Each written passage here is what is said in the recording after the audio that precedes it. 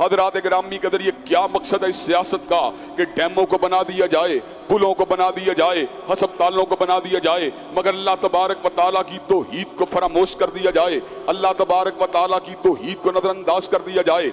हजरात गिरामी कदर, सियासत क्या है?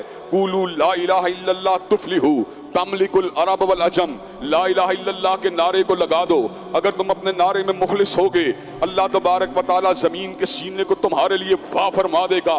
तमलिकुल अरब वल अजम, अरब व अजम का तुमको मालिक बना देगा। वादल्लाहुल लज़ीना आमनू मिनकुम व अमिलुस सालिहात ला यस्तखलिफन्नहुम फिल अर्ज़ि कमा इस्तखलफल लज़ीना मिन क़ब्लिहिम व ला युमक्किनन्ना लहुम दीनहुम लज़ी इर्तदा लहुम। अल्लाह का सच्चा वादा है, ईमान लाने वालों के साथ, अमले साले करने वालों के साथ अल्लाह उनको ज़मीन के ऊपर हिलाफत ज़रूर देगा, और अल्लाह तबारक व तआला उनको ज़मीन के ऊपर तमक्कुन ज़रूर देगा, और उनके खौफ को अमन के साथ तब्दील कर देगा।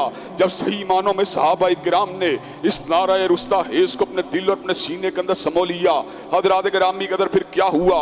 अल्लाह तबारक व तआला ने हज़रत रसूलुल्लाह के बाद सैयदना सिद्दीक को हिलाफत दी, सैयदना फारूक को हिलाफत दी, सैयदना ज़िन्नुरैन को हिलाफत दी, सैयदना अली अल मुर्तदा को हिलाफत दी, सैयदना अमीर अल हक वल ईकान, जिनके ऊपर एक बहुत बड़ी जमात शिया की भी और अहले सुन्नत की भी जिनके बारे में तनकीस वाला रवैया अपनाती है, हज़रात गिरामी कदर, हज़रत अमीर मुआविया, मुसलमानों के अमीरुल बहर, उनको भी अल्लाह तबारक व तआला ने तख्ते हुकूमत के ऊपर बिठा दिया।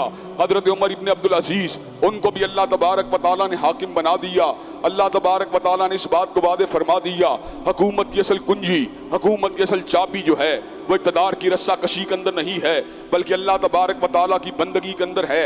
सैयदना यूसुफ सिद्दीक जेल खाने में बरस तक कैद रहे, लेकिन अल्लाह की बंदगी को नहीं छोड़ा, इनाबत इल्लल्लाह को नहीं छोड़ा, रजू इल्लल्लाह को नहीं छोड़ा। अल्लाह तबारक व तआला ने जेल से उठाया, तख्त मिस्र के ऊपर बिठा दिया। हज़रात गिरामी कदर, अबलागे तौहीद के लिए जो कौम भी किरदार अदा करेगी, अल्लाह तबारक व तआला उसको जमीन पे गलबा अता फरमाएगा।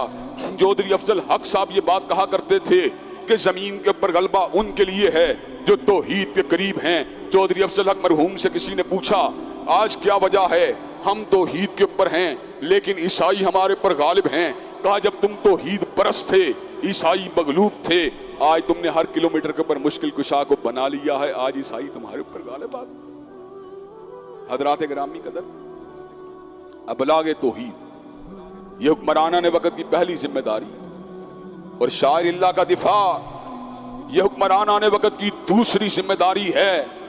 हज़रात गिरामी कदर, शाइरिल्लाह में सबसे पहले हज़रत रसूलुल्लाह सल्लल्लाहु अलैहि वसल्लम की शान अक़दस का दिफा करना, और उसके बाद सहाबा किराम की शान अक़दस का दिफा करना, और उसके बाद बैतुल्लाहिल हराम मस्जिद नबवी शरीफ के साथ साथ दुनिया भर की मसाजिद और मदारस का दिफा करना, यह हुक्काम वक़्त की जिम्मेदारी है।